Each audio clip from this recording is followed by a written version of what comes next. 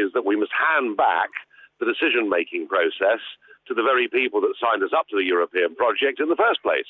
And whilst constitutionally this may be correct, because the referendum was legally advisory, I would think in terms of political morality, Parliament should want the will of the people to be carried out. But my feeling, I have to say, is I'm becoming increasingly worried.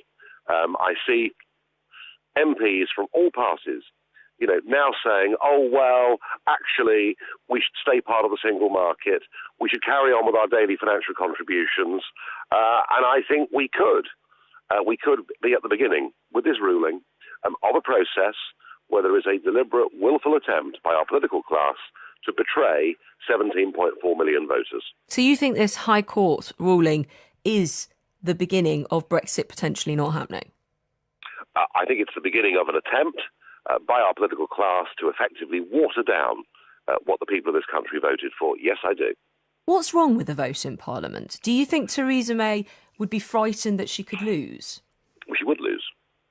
She would lose. I mean, if she went for, and it's perfectly clear what we voted for, we voted to leave political union, we voted to leave the single market. Both sides said this all the way through the campaign. If there was a vote today in the House of Commons on whether leaving the single market should be part of the Article 50 process, and if the Prime Minister stuck with the electorate, I think she would lose that vote. So effectively, if we do get to a voting position, which this could force, we won't be Brexiting. Well, we will be half Brexiting, is my guess, is that legally we may well get out of some aspects of EU membership, but if we stay in the single market, we finish up with all of our businesses being regulated somewhere else, and indeed a court in Luxembourg that can overrule our own Supreme Court. And if that happens, it will be a supreme act of betrayal.